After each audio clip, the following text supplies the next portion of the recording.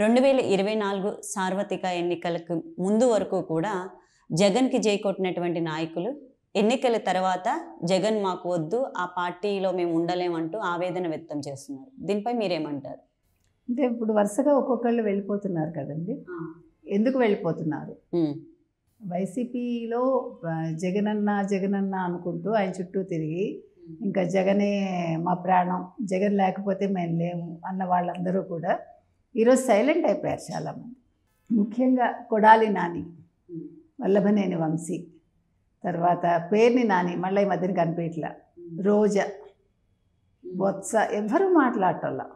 అసలు రోజా అయితే ఇంకా అసలు జగన్మోహన్ రెడ్డి నా సొంత అన్నట్టు మాట్లాడి, ఆవిడ మాట్లాడితే కెమెరా ముందుకు వచ్చి చంద్రబాబు నాయుడిని తిట్టడం కానీ, లోకేష్ని తిట్టడం కానీ, పవన్ కళ్యాణ్ని తిట్టడం కానీ, మొన్న కూడా మనం చూసాం.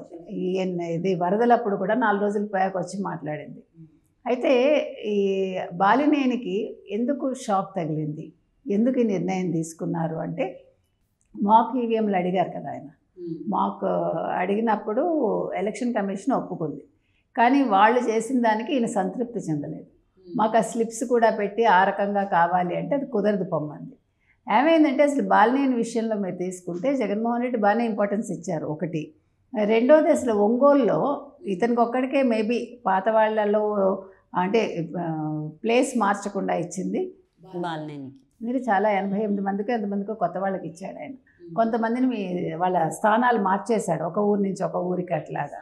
కానీ ఆ రకంగా కాకుండా బాలినేనికి ఈయన ఇంపార్టెన్స్ ఇచ్చారు. ఇచ్చినా కూడా బాలినేని ఓడిపోవడం అనేది బాలినేని తట్టుకోలేకపోయాడు. రెండోది ఎలక్షన్స్ క్యాంపెయిన్లో కూడా ఆయన ఒక వాలంటీర్ని తీసుకుని వెళ్ళి అక్కడ గొడవలు జరిగాయి కదా. ఆ తర్వాత కూడా చాలా ఆయన ర్యాష్గా బిహేవ్ చేశాడు. అంటే బాలినేని ఎక్స్పెక్ట్ చేయింది ఏంటంటే డెఫినెట్గా వైసీపీ వస్తుంది, మనం ఎలా ఉంటే ఏంటి రెచ్చిపోయినా ఏం పర్వాలేదు అనుకున్నాడు. కానీ ప్రజలు గమనిస్తున్నారనే విషయాన్ని వీళ్ళు మర్చిపోయారు. ప్రజలు ఆల్రెడీ కోపంగా ఉన్నారు, ప్రజలు మన విధానాలు నచ్చలేదు, మన బిహేవియర్ నచ్చలేదు అనే విషయాన్ని వీళ్ళెవరూ కూడా తెలుసుకోలేకపోయారు. దానివల్ల ప్రజలు ఓటమిని ఇచ్చారు. 15,000 ఓట్ల తేడాతో ఓడిపోయాడు ఆయన, 15,000 చిల్లరేమో. కాబట్టి ఇప్పుడు ఈ మాక్ ఈవీఎం ద్వారా ఆయన్ని మళ్ళీ గెలుస్తానని అనుకున్నాడేమో. సో అదొకటి జరగలేదు. జగన్మోహన్ రెడ్డి దగ్గరికి వెళ్ళి మాట్లాడాడు మొన్న. మాట్లాడినప్పుడు మరి ఈయన సలహా ఏమి ఇచ్చాడో ఆయన ఏం వినలేదో మనకు తెలియదు. సో దాంతో ఈయన కోపంగా లేచి నేను ఇంకా పార్టీ నుంచి వెళ్ళిపోతాను 1-2 రోజుల్లో అని నిర్ణయం చెప్పేసి వచ్చాడు.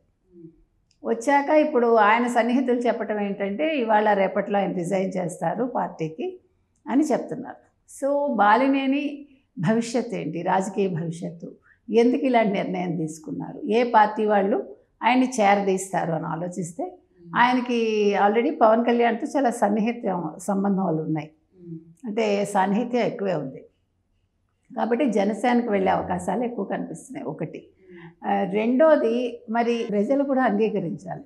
ఇప్పుడు పార్టీ పరంగా ఆయన బయటకు వచ్చినప్పుడు కేడర్లో మరి లుకలుకలు రాకుండా ఉండాలి.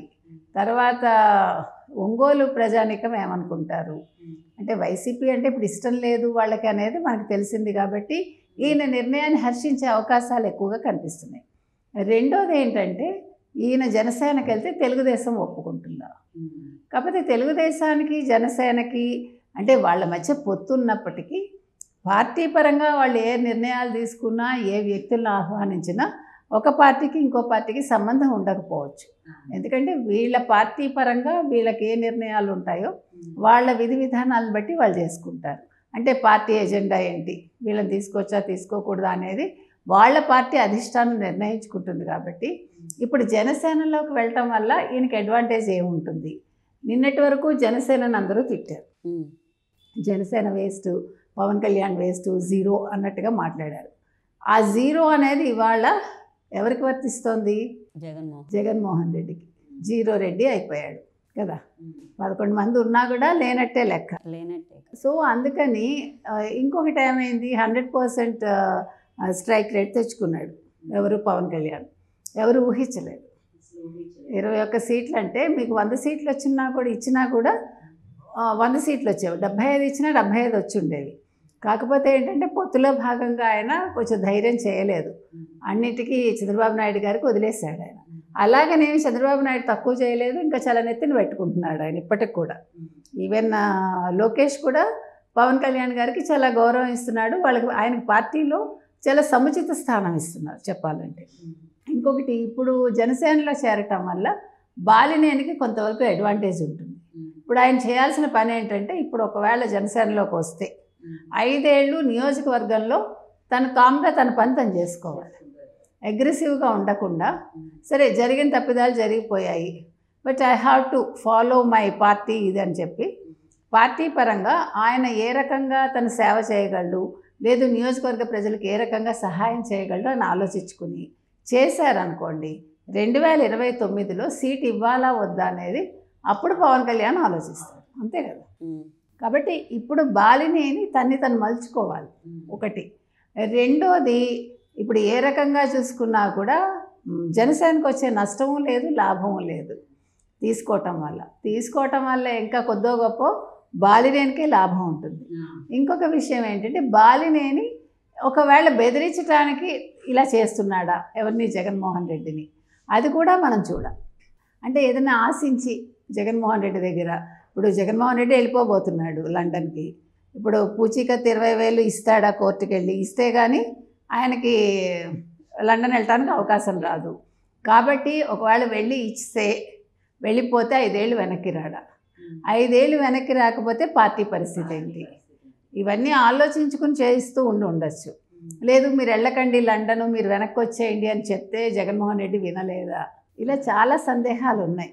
కాబట్టి ఏది ఏమైనా ఇలా ఒక్కొక్కళ్ళు వెళ్ళిపోవటం అనేది జగన్మోహన్ రెడ్డికే నష్టం. ఆ పోతే పండి నాకేంటి అంటే ఎవరికి నష్టం అమ్మా, ఆ పార్టీకి ఆయనకే నష్టం కదా. సో దీనివల్ల నష్టపోయేది ఏ రకంగా చూసుకున్నా జగన్మోహన్ రెడ్డి.